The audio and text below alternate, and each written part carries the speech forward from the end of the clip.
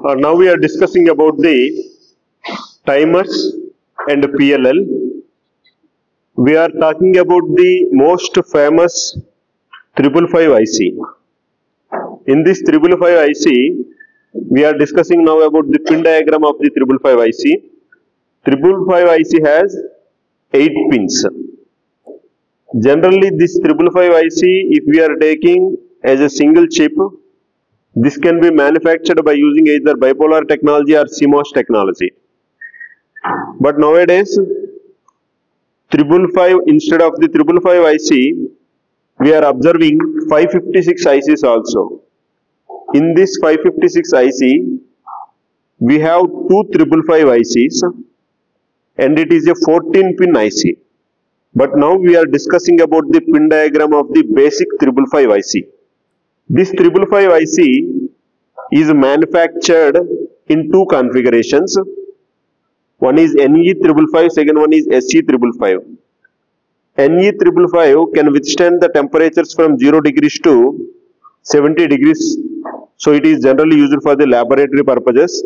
It is cheaper compared to SE555, where it is used for the military standards. It can withstand the temperature from minus 55 degrees centigrade to plus 125 degrees centigrade. Here we are discussing about the each pin, the function of the each pin. First pin we are using for the ground. The pin 1 is grounded always. Whenever we are connecting the supply to the 8th pin, the negative pin of the supply is connected to the ground. Second pin is the trigger pin. This trigger pin is used to reset the flip-flop. This is the functional block diagram, internal block diagram of the 555 IC. When we are giving the negative trigger pulse to the pin number 2, this negative trigger pulse we are applying to the second comparator. You see in the internal block diagram we have two comparators. When we have connected this trigger pin to the negative terminal of the second comparator, when we are giving the negative pulse to the second pin, we will set the flip-flop. And 3 is the output pin.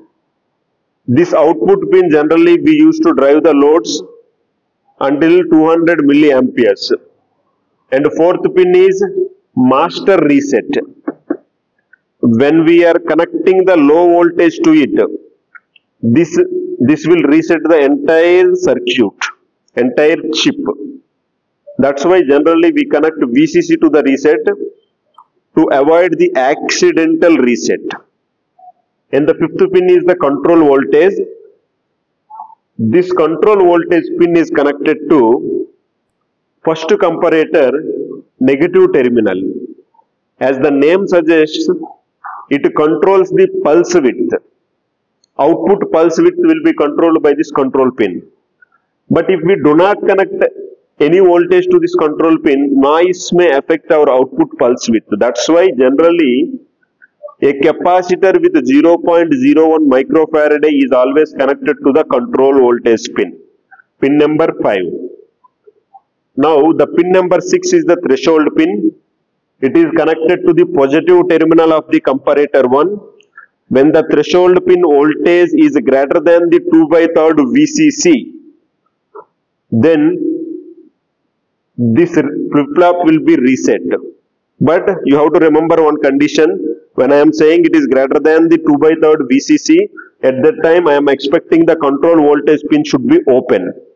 It should not be grounded. When the control voltage pin is open and it is not grounded, at that time if we give the threshold voltage, if the voltage to the 6th pin is greater than 2/3 VCC, it will reset the flip-flop. This reset is different and this reset is different. It will reset the flip-flop. It will, when we lower the voltage at the reset pin, it will reset the entire timer. Discharge pin, pin 7. This discharge pin is connected to collector of the transistor. It is an open collector transistor. We have not connected any supply to the collector terminal. When the flip-flop is reset, Q is 0, Q bar is 1. When the flip-flop is reset, that will give the supply to the base of the transistor, and transistor will be in the on condition. It is in saturation region. So it acts like a closed switch. When the capacitor is connected to the discharge, through this path, when the transistor is turned on, through this path capacitor will be discharged when the flip-flop is reset. When the flip-flop is reset, because of that Q bar is 1 and transistor is on, it acts like a closed circuit, the capacitor will be discharged through this path. VCC generally we give from the 3.6 volts to 15 volts for a 555 IC. Now you tell 555 IC has how many pins? 8 pins. If we manufacture 2 555 ICs on one IC, what is the number of that IC? 556. Which pin we are using? For which pin we are giving the negative pulse in order to set the flip-flop? Trigger pin. Which pin can control the pulse width of the output? Pin number 5, control voltage. At which pin, if the voltage is greater than 2/3 VCC, then it will reset the flip-flop? Threshold. Which pin is used to discharge the capacitor? 7th pin. From which pin we are taking the output? 3rd pin. To which pin we are giving the supply? VCC. 8th pin. This is about the pin diagram of the 555 IC.